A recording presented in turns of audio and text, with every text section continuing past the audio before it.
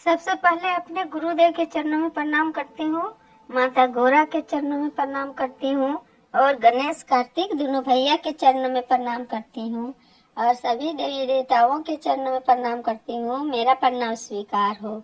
और सभी गुरु भाई और गुरु बहन हैं, उन लोगों को भी चरणों में प्रणाम करती हूँ। मेरा प्रणाम स्वीकार हो और सबके लिए दया मांगती हूँ। यह शिव सब पर दया करिए, प्रभु दया करिए। दोस्तों, हम एक कथा सुनाने जा रहे हैं, एक राजा और 4 बेटी का। एक राजा के 4 बेटी थी, चारों में बहुत सुंदरता था उन लोगों को। तो धीरे धीरे बेटी बड़ी हुई तो राजा बोलते हैं न बेटी से कि बेटी, अब तो तुम लोग इतना बड़ी बड़ी हो गई हो, तो बताओ हम आप लोग के लिए क्या है, कैसा परवरिश दिए हैं, हम कितना तुम लोग के लिए किए, बताओ। बड़ी वाली बोलती है कि पापा, आप सबसे अच्छे पापा हैं, हम लोग को बहुत अच्छा सा सुख सुविधा दिए हैं, हर कुछ को पूरा किए हैं, कोई चीज की कमी नहीं दी है पापा, आप सबसे अच्छे पिताजी हैं। उससे छोटी वाली भी बोलती है, हाँ पापा, मेरे लिए भी आप अच्छे हैं। तीसरी वाली भी बोल रही है वही कि हाँ, आप सबसे अच्छे पिताजी हैं। तीनों बेटी एक ही बात बोली, सबसे अच्छा पिताजी आप हैं। मेरी चारों बहन के लिए सबसे अच्छे पिताजी हैं। पर जब छोटी वाली को बोलने लगे, पिताजी पूछ रहे हैं कि तुम बता बेटी, हम कैसा है तेरे लिए? तो बेटी बोलती है, मेरा लिए तो आप एक चुटकी नमक के बराबर हैं पिताजी, एक चुटकी नमक के बराबर है मेरा लिए। तो उनका पिताजी को बहुत बुरा लगा, बहुत क्रोध है अपना बेटी से। बोल रहे कि बेटी मेरा एक चुटकी नमक के बराबर मानती है, समझती है। ये सब तो हमको कितना तारीफ की, सबसे अच्छे पिताजी हैं, और ये बोलती एक चुटकी नमक। ये सुन के उनका पिताजी को बहुत अंदर से चोट लग गया, उदास रहने लगे, अपने बेटी से बात नहीं करने लगे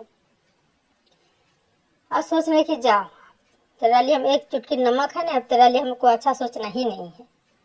और 3 बेटी को खूब बढ़िया बढ़िया घर में हम शादी देंगे और तुमको एक गरीब घर में शादी दे देंगे, ऐसे अपने सोच रहे थे राजा। तो एक दिन सोचे कि अब रिश्ता खोजेंगे बड़ी के लिए। तो रिश्ता जब खोजने के लिए गए, एक राजा का बेटा मिला, बहुत बड़ा घर का। वो राजा का बेटा था, आया लड़की देखने के लिए, तो दरवाजा में खड़ी थी छोटी वाली। तो राजा का बेटा ही छोटी वाली बेटी को देख के पूरा मोहित हो गया, बोले कि ये इतना सुंदर लड़की, ये बहुत ज्ञानी मानी लग रही है, हम शादी करेंगे तो इसी से शादी करेंगे। वो राजा के बेटा सोच रहा था। तब ये लड़की जो पिताजी थे, ये अपना बुलाए राजकुमार को और बोले चलिए मेरी बेटी को देखिए। तो बोले ये जो दरवाजा में खड़ी थी ना, उसी से शादी करेंगे, हम देख लिए हैं, हमको शादी होगा तो उसी से होगा, हम उसको पसंद कर लिए हैं। तो लड़की के पिताजी बोलते हैं कि मेरी 4 बेटी है, पहले हम बड़ी सबको करेंगे, ये है सबसे छोटी बेटी, पहले हम बड़ी को शादी करेंगे तब हम उस छोटी को करेंगे। बोले ठीक है। तो फिर बुलाए, पूछा जाएगा, पूछेंगे, कुछ सवाल करेंगे, अगर मेरा सवाल के जवाब देगी तो शादी करेंगे, बुलाइए। तो एक रूम में उनको बुलाया, बैठाया गया राजकुमार को। तो राजकुमार जब बैठे तो बुलाए कि बेटी को, बड़ी बेटी को बुलाइए, हमको सवाल करना है, हमको सवाल के जवाब देगी तब उससे शादी करेंगे। तो दोस्तों, उसको बुलाया गया, बड़ी बेटी को, और राजकुमार पूछते हैं कि बताओ, तुम जिस दरी में बैठी हो, जिस मखमल के दरी में बैठी हो, ऐसा कभी तेरा सुख मिला था, ऐसा आराम मिला था, ऐसा मखमल के दरी में बैठना आराम मिला था कभी? बोला नहीं, कभी नहीं मिला है। और एक गिलास शरबत दिए, रखा हुआ, बोले कि एक गिलास शरबत भी ला। शरबत भी दिए पीने के लिए। राजकुमार बोले लो शरबत पियो और बताओ, इस शरबत पी के बताओ कि शरबत कैसा है। तो शरबत पी, बोलते हैं बोलो आप बोलो कि शरबत कैसा है, मीठा है? तो ऐसा मीठा कभी मिला था पीने के लिए? ऐसा मीठा शरबत कभी पी थी? तो भी बोली नहीं, कभी नहीं पिए हैं। तो बोले कि नहीं, राजा बोले कि नहीं, ये फाइल हो गई, इसे हम शादी नहीं करेंगे। दूसरा बेटी को अब बुलाइए।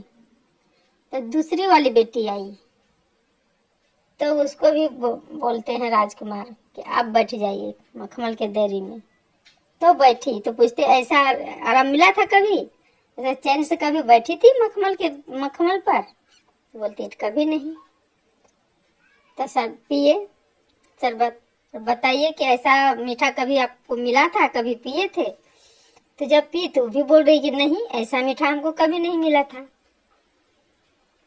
तो बोले राजकुमार कि नहीं, ये भी मेरा सवाल के जवाब नहीं दे पाई, इससे भी हम शादी नहीं करेंगे। फिर तीसरी वाली आई, उसको भी पूछ रहे हैं, दरी में बैठा के पूछ रहे हैं कि इसमें तुम बैठी है तो ऐसा कभी मिला है आराम? कभी ऐसा आराम से सोई बैठी आराम की है ऐसा दरी है ऐसा मखमल में? तो बोले कि नहीं, नहीं बैठे हैं। तब गिलास का शरबत पी के बताओ, कभी ऐसा शरबत पी है? तो पी के बताती है, बोलती है नहीं। राजकुमार बोलते हैं कि ऐसा शरबत कभी नहीं पी है? तो बोलती है नहीं। तो तीनों फाइल हो गई। राजकुमार बोलते हैं इससे भी हम शादी नहीं करेंगे, ये भी मेरा सवाल के जवाब नहीं दे पाई। अब बुलाइए छोटी वाली को, अगर उस मेरा सवाल के जवाब दे पाएगी तो हम शादी करेंगे, और नहीं तो उससे भी हम शादी नहीं करेंगे। तो छोटी वाली आई सबसे पीछे, उसको बोले राजकुमार के बैठ जाइए आप मखमल के दरी में। तो बैठी, तो पूछते हैं कि ऐसा कभी मखमल के दरी में बैठी थी, मखमल पर आराम की थी, कभी चैन से बैठी थी? तो माथा हिला दी, बोले हाँ बैठे हैं। और ठीक है, तो अब गिलास का शरबत पी के बताओ। तो जब पी तो पूछते हैं कि ऐसा कभी शरबत मिला था, पी थी? तो बोले हाँ, हम ऐसा पी चुके हैं। तब राजा जो थे उनको लगा क्या मेरी बेटी बोल रही है, ये बोले हाँ पिए हैं, इसमें हम बैठे हैं, इस तीनों बोली हम नहीं बैठे हैं, नहीं पिए हैं। इसका मतलब हम समझ नहीं पा रहे हैं क्या बोलना चाह रही है, क्या बोल रही है, क्या सवाल कर रही है, क्या जवाब दे रही है, इसका मतलब हमको जानना है। राजकुमार बोले कि हम इसी से शादी करेंगे, मेरा घर का बहू यही बनेगी, यही बनने के लायक है। तब लड़की के पिताजी बोलते हैं कि ठीक है, हमको इस सवाल के जवाब हम नहीं समझ पाए हैं, इसका हमको सवाल के जवाब समझना है। राजकुमार बोलते हैं ठीक है, इसको हम तो सवाल जवाब किए हैं ना, अभी इसका सभा के अंदर बोलना पड़ेगा। अभी हम देख रहे हैं सभा के अंदर और वहाँ 5 लोग कोई बैठेंगे राजा, तो उसका बीच में हम पूछेंगे। तो वहां भी सभा के अंदर भी यही सवाल के जवाब किए, तो वहां भी माथा ही डोला दी। तब पूछते हैं कि इसका मतलब क्या है। उसका पिताजी बोलते हैं बेटी उसका मतलब क्या है बताओ हमको, हम नहीं समझ पाए, क्या बोल रही है? उसे बोल दी ना, तुम बोल दी हाँ, तो क्या इसका मतलब क्या है? तो तब बताती है अपने पिताजी से कि पिताजी मेरे लिए सबसे बढ़िया मखमल का दरी मम्मी का गोदी था, मम्मी के आंचल जिसमें हम सोते थे, जिसमें मेरी माँ हमको सुलाती थी, उसमें हमको बहुत चैन से नींद आता था पिताजी, वैसा आज तक कहीं नहीं मिला है। मम्मी के पास ही मिला है, लेकिन मिला है मम्मी की गोदी में बहुत चैन से सोए हैं। तब उसका पिताजी बोलते ठीक है, और मीठा शरबत बताई यहाँ के हम पिए हैं। तो हाँ पिताजी वो भी पिए हैं, मम्मी के दूध इससे भी मीठा था पिताजी, अमृत बराबर था, वो सबसे बढ़िया दूध शरबत पी चुके हैं, इसीलिए हम बोले कि हाँ हम पिए हैं। तब राजा कहता है ठीक है बेटी, तो 2 को तो सवाल दे दी, पर हमको जो उस दिन 1 चुटकी नमक के बराबर बोली थी, वो उसका सवाल हमको बताओ क्या बोले थे। तब भी बोलती है कि वो भी बताएंगे पिताजी, पहले मेरा शादी हो जाए, उसके बाद हम आपको सवाल का जवाब बता देंगे। तब वो राजा के बेटी के फिर धूमधाम से शादी हुआ। वो घर राजा के बहू बनी अपना, इससे भी अपना बड़ा राजा घर गई। वहां गई तो वहां जब बेटी चल गई तो उसका कुछ दिन के बाद उसका पिताजी गए बेटी के घर। बेटी के घर गए तो उस दिन उसका बेटी देखी तो बोली कि आज खाना अपना पिताजी के लिए हम बनाएंगे। उससे अगर खाना बनाने वाली बहुत नौकर चाकर था, पर उस दिन बोली कि इस दिन आज हम अपना पिताजी के लिए खाना खुद अपना हाथ से बनाएंगे, मेरे पिताजी आए हैं मेरा घर। तो उस दिन वही खाना बनाई और खाना परोस के और अपना पिताजी को देने आई। तो उसका पिताजी खाते हैं तो देखते हैं कि खाना बहुत प्रकार के बनाई है अपने पिताजी के लिए, पुआ पकवान बहुत 56 भोग जैसा बनाई है कि मेरे पिताजी आए तो इतना सारा खाना बना दिए हैं। लेकिन बना है, लेकिन सब्जी में भी नमक नहीं, दाल में नमक नहीं, खीर में चीनी नहीं, इस तरह के मतलब वो बना के ला दी, अपने पापा को परोस के ला दी थरिया में। तब उसके पिताजी जो खाते हैं तो देखते हैं तो सब्जी में नमक नहीं लग रहा है, दाल में नमक नहीं लग रहा है, खीर खा के देखते हैं तो उसमें चीनी भी नहीं लग रहा है।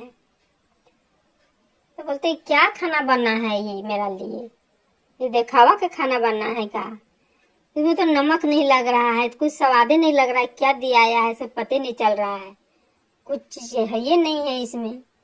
देखने में तो पूरा 56 भोग इतना बना दिए हैं दिखावा के लिए, पर तो स्वाद नहीं है इसमें, नहीं इसमें नमक लग रहा है, नहीं इसमें चीनी लग रहा है खीर में, ये क्या बनाए हैं।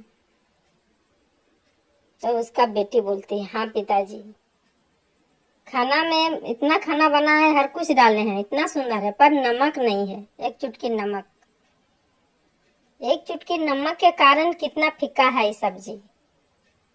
यही आपको हम सवाल किए थे, यही बताए थे पिताजी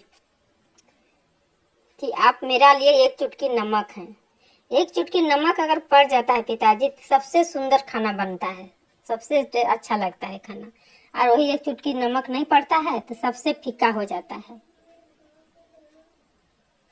उस दिन जो आप हमसे पूछे थे और हम यही जवाब दिए थे आपको कि मेरा 1 चुटकी नमक है। 1 चुटकी नमक में बहुत बड़ा स्वाद रहता है। तो पिताजी जब तक सब कुछ रहेगा, लेकिन पिताजी का प्यार सबसे बड़ा प्यार होता है। अगर हम सब्जी बना के सब कुछ डाल देंगे, अगर नमक नहीं डालेंगे तो वहां कुछ स्वाद नहीं है पिताजी। तो यही चीज के आपको जवाब दिए थे, लेकिन उस दिन आप हमसे बुरा मान लिया, क्रोध कर दिए। सबसे अच्छे पिताजी मेरा है आप, दुनिया में किसी को नहीं होगा वैसा पिताजी, मेरा लिए आप हैं पिताजी। आप नहीं रहते तो हम नहीं आते, आपको वजह से हम आए हैं दुनिया में, आप लाए हैं हमको। आप बहुत अच्छे पिताजी हैं, बहुत बढ़िया हैं, सबसे बढ़िया हैं। तब उनका पिताजी रोने लगे, बोलने लगे बेटी हमको माफ कर दो, माफ कर दो, बहुत गलती की है, हम नहीं समझ पाए कि मेरी बेटी इतना संस्कारी हो गई है, हम नहीं समझ पाए तुमको, इतना ज्ञान दिए लेकिन ये चीज का ज्ञान तो हम नहीं दिए थे।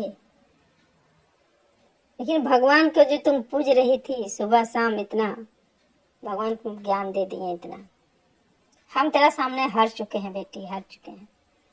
तो कोई बात नहीं पिताजी, आप कुछ नहीं गलती किए हैं, मेरा जो किस्मत में था मेरा वही हुआ है।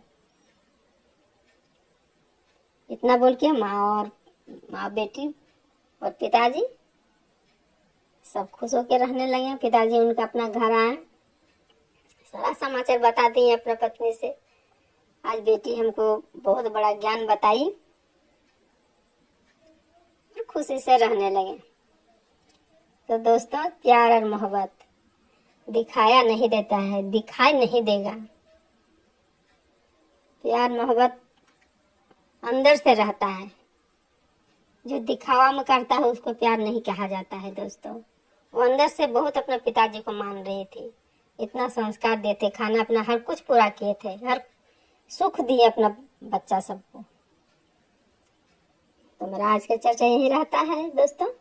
उम्मीद करती हूँ कि ये वाला चर्चा आप लोग सुन के अच्छा लगा होगा। लाइक कर दीजिएगा और शेयर कर दीजिएगा।